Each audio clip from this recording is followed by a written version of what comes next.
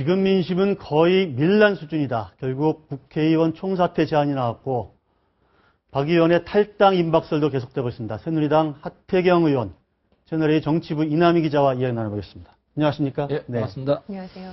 네, 조금 전에 박근혜 대통령이 청와대로 김무성 대표, 이완구 원내대표 등 당 지도부를 불러서 전국 현안을 논의하기 위한 면담을 지금 갖고 있는 것으로 지금 속보가 나오고 있습니다. 오전에 사실 국무회의에서 대통령이 그동안의 세월호 사건에 대한, 세월호 법에 대한 침묵, 오랜 기간의 침묵을 깨고 여러 가지 입장을 밝혔거든요. 먼저 한번 싱크를 들어보고 대통령 말을 직접 들어보고 얘기를 나눠보겠습니다. 국회가 제 기능과 역할을 다하지 못하는 것, 이것은 국민을 의식하지 않고 정치를 위한 정치를 하는 것이라고 생각합니다. 더 나아가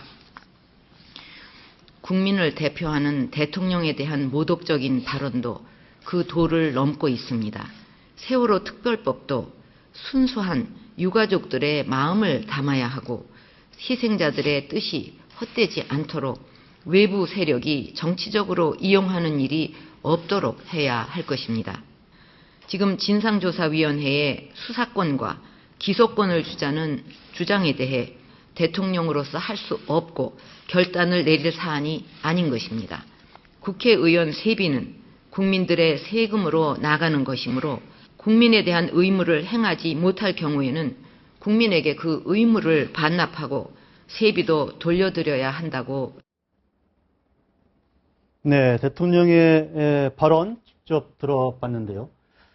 특히 이제 국회를 상당히 좀 정면 비판한 발언이 좀 눈에 띄는데, 특히 저는 세비 반납하라는 돌려드려야 한다고 생각한다. 그 얘기를 하시면서 국민에 대한 의무를 행하지 못할 경우에는 국민에게 그 의무를 반납하고 이런 표현도 썼어요. 네. 이게 무슨 의미인지. 근데 어쨌든 대통령 심정은 저는 충분히 이해돼요. 예. 사실 국회가 대통령이 일을 하고 싶어하는데 발목을 잡잖아요. 네. 그 대통령이 국민을 위해서 일을 하려고 하는 거고. 예. 그러니까 지금 완전히 시대 발전에 역행하는 네. 그런 기구가 돼버렸어요, 국회가. 근데 이제 제가 대통령님 말씀을 좀 보태면 네. 이게 구조적으로 문제가 있다. 네. 국회가 지금 이런 모습을 보이는 데는 지금 2년 동안 계속 그랬잖아요. 댓글 가지고 1년 반 정도 됐고, 세월호 문제로 지금까지도 그렇고, 그럼 앞으로 또 안 그럴 거냐는 거죠. 뭐, 여기까지만 할게요. 또 이제 추가적으로 할 이야기들이 많은데. 아니, 그래서 이제 국회. 그렇죠. 그래서 어원사태 얘기가 나온 거예요. 또 말씀을 하신 거라, 그 배경이. 그렇습니다. 예, 예. 우리 야당은 지금 어떻습니까? 야당의 반응도 좀 나왔죠? 일단은 저는 어제 야당이 아주 분열된, 그러니까 네. 지금 뭐 박영선 원내대표가 사흘째 지금 잠행, 칩거 네. 중이고, 결국 어떤 저격수 이런 사람들이 아무도 보이지 않는 틈을 타서, 그냥 박근혜 대통령이 계속 침묵하다가 아주 절호의 기회를 노려서 바로 이 부분에 대해서 좀 지리멸렬하는 상황을 노려서 결국은 이게 국회에 대해서 비판했지만 결국은 야당을 정면 겨냥한 게 아니냐 싶거든요. 두 가지 발언에서 볼 수가 있는데, 일단은 네. 그 유가족들이 주장하고 있는 수사권, 기소권을 주자는 주장은 네. 사법 체계를 흔드는 것이다. 일단 이 부분과 그렇죠. 예. 그다음에 대통령을 모욕하는 발언은 네. 결국 국민을 모욕하는 발언이다. 이거는 또 서른 의원의 네. 대통령 연애의 발언을 겨냥한 것 같은데 예. 결국 야당의 분열을 틈타서 허를 찌른 것이다. 이렇게 볼 수가 있고요. 예. 일단은 뭐 야당 대변인들이 브리핑을 통해서 국민 무시 발언이다. 오히려 대통령이 지금 삼권 분립 체계를 흔드는 거 아니냐. 네. 이렇게 발끈했습니다. 근데 야당이 좀 더 정신을 차려야죠. 지금 당 내분 사퇴를 할 것이 아니라 예. 뭐 이렇게 대통령이 얘기를 한다면은 뭐 목소리를 모아서 네. 여기에 대해서 좀 더 한 목소리로 대응을 해야 되는데 지금 뭐 그런 상황까지도 못 되고 있는 지금. 상황입니다.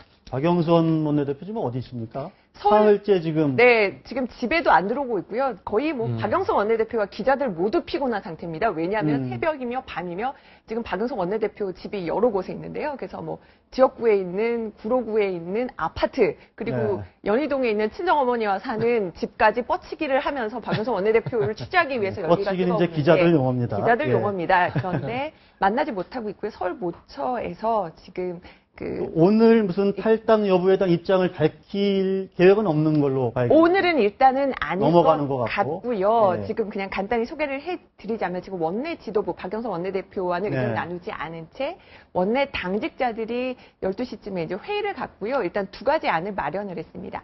일단은 그 의원들이 다 총의를 모아서 비대위원장 인선안을 마련을 하면 지금 실질적으로 그 임명할 수 있는 권한을 가진 박영선 그 비대위원장에게 후임 지명자를 총의를 모은 비대위원장을 임명할 수 있는 권한을 비대위원장을 총의를 모아서 가져오면 그거를 이제 동의를 해주고 동의해주는 것을 예. 어떻게 생각하느냐 네. 의원들에게 묻기로 한 상태입니다. 지금 그 정도까지 진전이 됐습니다. 알겠습니다. 저 새정치연합 내부 상황은 조금 뒤에 다시 한번 이야기를 나눠보도록 하고요. 근데 제가 한 가지만 예. 대통령 말씀 중에 우리 당이 정말 반성해야 될 점이 있는데 새누리당이 새누리당이 잘못한 게 있는데 네. 사실 그 박영선 대표랑 2차 합의까지 했잖아요. 예. 2차 합의가 또 번복이 됐잖아요. 그렇죠. 근데 2차 합의 이상의 양보할 게 없어요. 제가 음. 세월호 문제에 있어서도 제 개인적인 입장은 우리 당이 양보할 수 있는 건 다 하자. 단 현행법 하에서.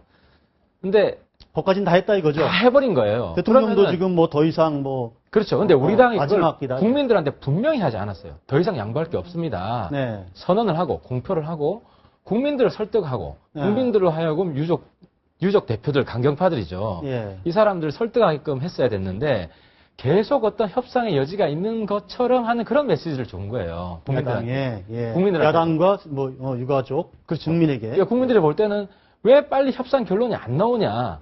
나올 수가 없는데 나올 수 있다는 환상을 준 것이 지금 전국 파행의 굉장히 중요한 원인이고 그 지점을 오늘 대통령이 분명히 한 거죠. 당대표나 원내대표 가이드라인을 딱 준 거죠. 이제 더 이상 아니 알고 있어요. 예, 예. 우리도 의총 때는 네. 유한구 원내대표가 더 이상 불가능합니다. 음. 그럼 국민들한테 공식 선언을 했어야 돼요. 네. 우리는 더 이상 불가능하다. 정서적인 이런 뭐 좀 지원을 해주고 쓰다듬어 주고 이런 건 가능하지만은 제도적으로는 불가능하다는 걸 공표를 하고 국민들하고 마음의 준비를 하도록 했어야 했다는 거죠. 아마 5시에 세월호 유가족 대책위에서 대통령의 국무회의 발언에 대해서 또 아마 기자회견을 갖고 뭔가 네, 입장을 국회에서 내놓을 것 같은데 그렇습니다. 글쎄 그동안에 주장해온 연장선에서 본다면 네 알겠습니다라고 물러설 것 같지는 않거든요. 그렇습니다. 그러면 상황이 또 어떻게 전개가 될지 좀 우려가 되는 상황인데 우리 저 하 의원님을 제가 특별히 오늘 모신 거는 어제 아침소리 아침소리. 이 아침소리 모임에서 네. 유일하게 의원직 총사퇴 주장을 하셨던 거죠? 저만 그런 게 아니고 다른 분도 다른 계셨나요? 몇 분 했습니다. 의총에서는 3분이 공개적으로 예, 했습니다. 조혜진 의원하고 우리 심재철 의원님하고 예. 3분. 예. 그러니까 의원직 총사퇴하고 조기 총선으로 가자. 하자. 예, 예, 예. 근데 그게 좀 현실성이 있는 얘기입니까? 그 핵심은 뭐냐면 저희들이 그런 이야기하는 의도는 그 이야기를 하게 되면 이 국회가 왜 어떤 문제가 있는지 국민들이 이해하게 된다는 거예요. 네. 그러니까 지금 국회는 뇌사 국회 혹은 식물 국회가 필연적으로 될 수밖에 없는 구조가 돼 있어요. 예. 그러니까 제도적으로는 선진화법이 있어가지고 60% 의원들이 그러니까 야당이 동의 안 해주면 아무것도 안 돼요. 근데 거기다가 야당이 제가 그냥 깨놓고 얘기할게요. 야당의 의회파가 있고 가두투쟁파가 있는데 예. 이 가두투쟁파가 주도권을 헤게모니를 가지고 있기 때문에 의회로 안 들어오는 거예요. 그러니까 지금 국회 내에서 되는 게 없잖아요. 그러니까 네. 이게 국민들은 국회 전체를 욕을 하시는데 다 책임이 있어요. 근데 가장 핵심적인 책임은 야당의 가두투쟁파한테 있다. 그래서 제가 의원 총사퇴하고 조기 총선 하자는 거는 국민 여러분들한테 이 가두투쟁파를 심판해 주셔야 된다. 예. 그래야 야당이 건강해지고 야당이 건강하고 강해져야 여당도 바뀌죠. 예. 저도 여당 내 혁신파인데요. 네. 강경파로 바뀌었어요. 왜? 저쪽이 너무 거리에서 저렇게 하니까 우리 여당의 혁신이 급한 게 아니거든요, 지금. 예. 저쪽을 제어하는 게 더 급한 거지. 국회가 안 돌아가니까. 음. 그러니까 여당도 수준이 낮아지는 거예요. 라이벌이 낮으니까. 이러다 보니까 국회가 뭐 거의 자해투쟁하고 있잖아요, 지금. 자해 정치를 하고 있잖아요. 지금 뭐 우리 야당 출입하고 있는 이남희 기자도 뭐 야당이 어떨까요? 좀 제대로 대응을 하고 있다고 보기에는 좀 좋은 점수를 주기가 쉽지 않은 상황이잖아요, 지금. 좋은 점수를 줄 수 없을 정도가 아니라요. 네. 그러니까 이 급전직하, 그러니까 자이로 드롭이라는 그 놀이기구가 있는데요. 네. 사실 이 정도면 다 떨어진 줄 알았더니 아직도 급전직하 중이라서 어디까지 떨어질지 모르겠다. 지금 기자들이 그렇게 비판을 하고 있고요. 아. 굉장히 진짜 이 무력한 정당에 대해서 이제 더 이상 기대할 게 뭐냐. 거의 그런 좀 한숨이 나오는 그런 상황입니다. 근데 야당이 네. 개판치는 이유 중에 하나가요. 선거가 없거든요. 네. 앞으로 2년간. 예. 충분히 엉망진창 돼도 나중에 회복될 수 있다고 생각하는 거예요. 그래서 제가 선거를 빨리 하자는 거예요. 그럼 야당 고쳐요. 그래서 선거를 빨리 하자. 아까 좀 개판이라는 표현을 쓰셨는데 개판이라는 표현은 좀 약간 방송에 좀 적절하지 않은 것 같고요. 어쨌든 지금 요 광화문 광장에 나가도 국회 해산하라라는 피켓을 들고 있는 사람들이 있어요. 있죠. 국회 예. 해산하라. 근데 사실은 이제 국회를 해산해야 할 정도로 기능이 전혀 정지돼 있다. 뭐 이런 이제 비판인데. 이번 추석에 내려가서 제일 많이 들은 말이 그 말이에요. 국회 없애라. 없애라. 예, 없애라. 근데 국회 해산론자들로서는 불행하게도 해산 방법이 없죠. 해산 방법이 없는 거죠, 없죠, 지금. 없어요. 네. 지금 대통령이 아마, 김무성 대표, 이완구 원내대표랑 면담하고 있는 장면, 그림이 바로 지금 들어와 있는 것 같습니다. 지금 김무성 대표의 얼굴 상당히 좀 굳어 있고요. 지금 발언 내용은 아마 조금 더 시간이 있어야, 방영이 될 수 있을 것 같고요. 네. 아마 대통령이 오늘 오전에 국무회의에서 했던 발언 내용을 좀 설명을 하면서 당 지도부에게 정부를 어떻게 좀 끌어갔으면 좋겠다라는 당부도 하고 의견도 좀 듣고 그런 장면인 것 같습니다. 계속 얘기 나눠보시죠. 국회 해산이라는 것은 사실은 어쨌든 50까지만 있었고 1987년 개헌을 하면서 없어진 거잖아요. 국회 해산권이라는 거는. 그러니까 이게 좀 잘못됐는데 예. 우리나라가 내각제면 이미 해산됐습니다. 이 정도 놀고 있는 국회는 해산됐고 그렇죠. 일본 같았으면 그렇죠. 총선이 됐거든요. 예. 근데 사실 우리나라가 대통령 중심제이긴 하지만 지금 국회 권한이 굉장히 많아졌어요. 예. 그래서 내각제적 요소가 결합이 돼 있어요.